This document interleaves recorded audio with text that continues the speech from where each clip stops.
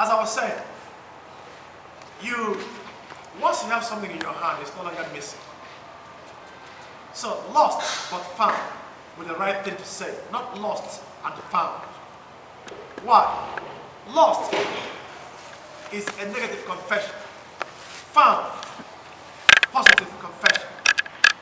They cannot be joined by and. And is used to join sentences of equal result. But is used to join sentences of an equal result. I know you, but I don't know your name. Unequal results.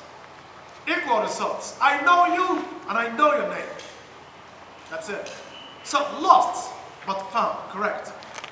Then, who has this? As I said, if bad English. Who owns it?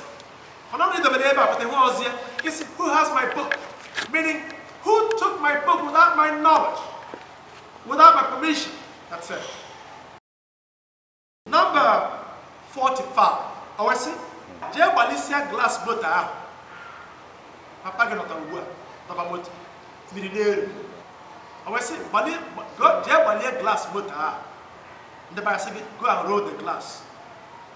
I am not the road and the so much of ambiguity. I was okay. Always, you can say with the British English. Go and wind. W-I-N-D, wind. The same spelling as wind. Okay, W-I-N-D, wind. W-I-N-D, wind. Manangab, wind by now. Wind as a verb. The past tense of wind is wound. The past participle of wind, wind, yes, is wound. So I said wind, wound, wound. That's it. So I said, go and wind the glasses. Did you wind them? Yes, I wound them. Have you wound them? Have you wound the glasses? Yes, I've wound them. I'm not the correct thing. Please wind up your glasses. Wind up, wind down. So, Anna Begusio, go ahead. You see a nickel? How do you have a cage? It's not quite him. Okay, yes. I make a little Nasia. Now, a kelep, potato, and supper. Tria, you dry what it up. It's a camma. I took Monsieur. They were. I never saw. I can be woman and guess. To all your property. I became. Oh, my choir on a primary, secondary, university. With the beer night now, one day on a kindergarten, then a primary, nursery. I was sick. Now, what? And you put your new in your kayak. How many you put the key? You know what you put you know what I was sure. When on chapter 10, I was saying how to translate Igbo complex sentences to English complex sentences. How to translate Igbo complex sentences to English complex sentences. Now again, by complex sentence. I was saying a complex sentence is a sentence that contains one independent clause and one or more dependent clauses. It contains one independent clause and one or more dependent clauses. An independent clause okay. Dependent clause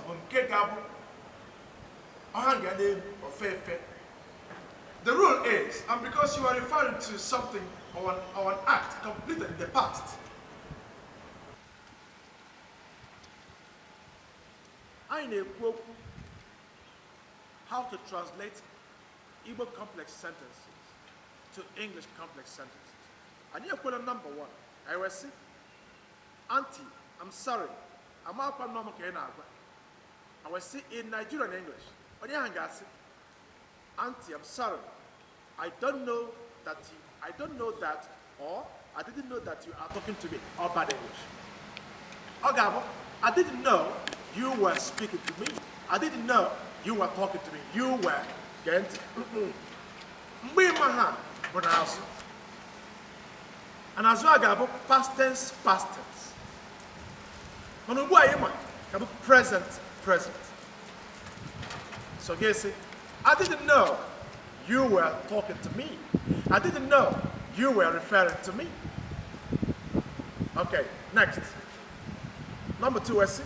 American neighbor in Imo State. Nigerian English was singing. I didn't know you are from Imo State. No. I'm where?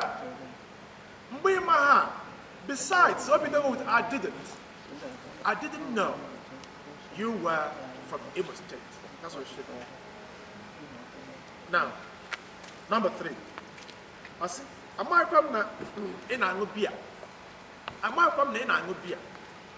Nibo, I didn't face so. And I became I didn't face. Only Bogasigi, I became Nigerian English. I didn't know you take beer. That's bad English. I didn't know you took beer. That's what it should be.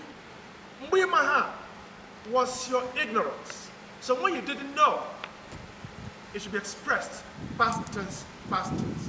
Now that you know, present, present. I didn't know you took beer.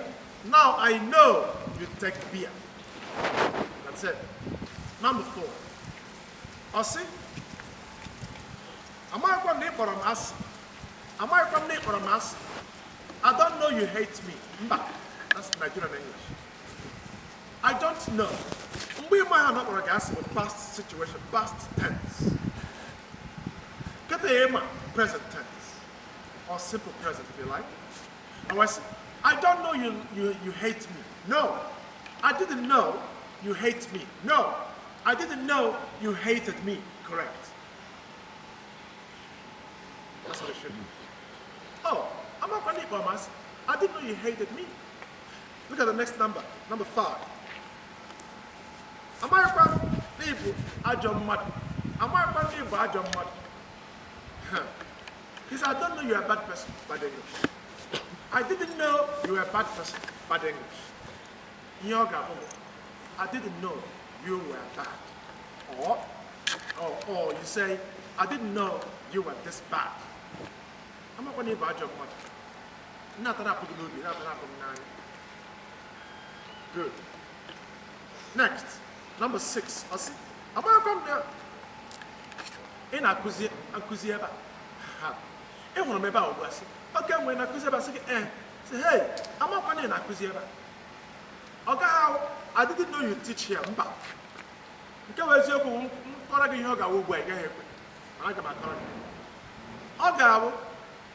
I didn't know you taught here. Now I know you teach here. I didn't know you taught here.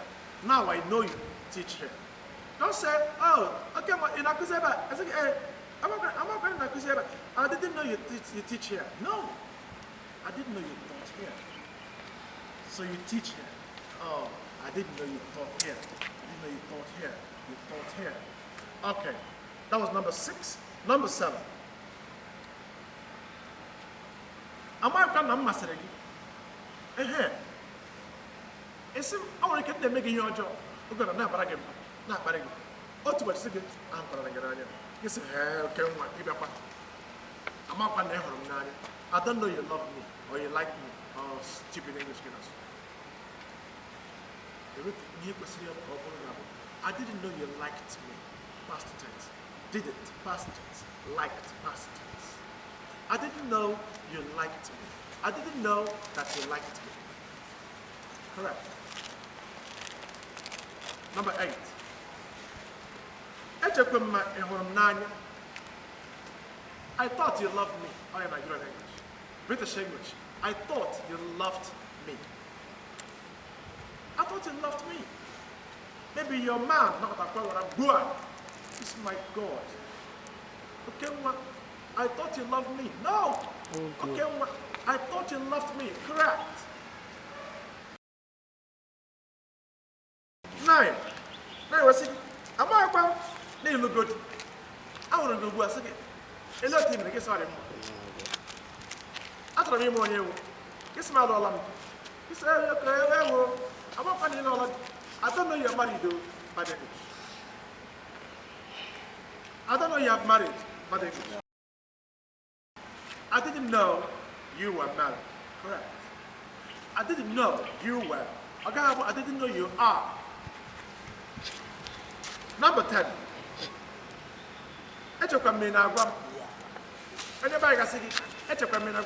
thought you are talking to me. Stupid English. Okay, how I thought you are talking to me. I thought you were speaking to me. I thought you were talking to me. I thought you were referring to me. No, say I thought. Okay, I didn't know you are talking to me. I didn't know you are referring to me. You are, or you were. Because that time you did not know was the state of ignorance. Ignorance is always in the past. It's not in the present.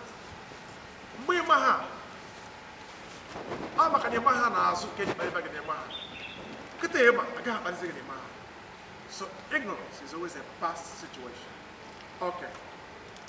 Number 11 here. I took me only sinula bank here, if I need bank home, some manager maybe I want suit, I want coat, tie my overseer. It's a manager. Because I can tell you, no, I'm the manager. Oh, I should come here with the manager. I thought you were the manager, not I thought you are the manager. No, I thought you were the manager. I mistook you for the manager. Number 12. Am I from? You take it. Nigerian English singing. I don't know you have arrived. For the I didn't know you have arrived. I didn't know you had arrived. 13. Am I from in the Eba? Am I from in the Eba? If I tell about who look and say, in Eba, say, hey, am I from in the Eba? English were rude. I didn't know you were here. I didn't know you saw me. I didn't. No. It could be here that you saw me. I didn't know that you were here. Where? Get him up say, so you see, I didn't know you were here. Now I know you are here. Correct. 14. I thought you have sense. You have bullshit. I thought you have sense. I thought, that's British English. I thought you had sense. I didn't know you were a fool. I thought you were sensible. 15 was again. I'm not going to go to the school. Someone come when I go to say, hey, I'm not going to go to I didn't know you attend school here. You have bad English. I didn't know you attend school here. Bad English. I didn't know. Look at British English. I didn't know you attended school here. In our good way. It can't be so. In our nearby. What's up? I didn't know you attended school here. Or you say, I didn't know you were a student here. I didn't know you were a student here. Or I didn't know you were in school here. You were, not you are.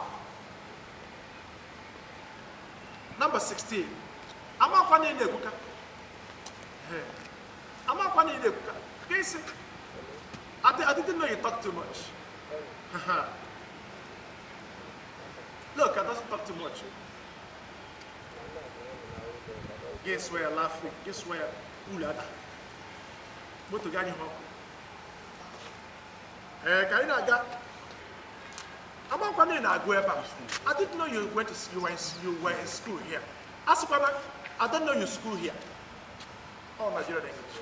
I don't know your school here. I didn't know you are schooling here. Bad English. I didn't use schooling or to I can call again.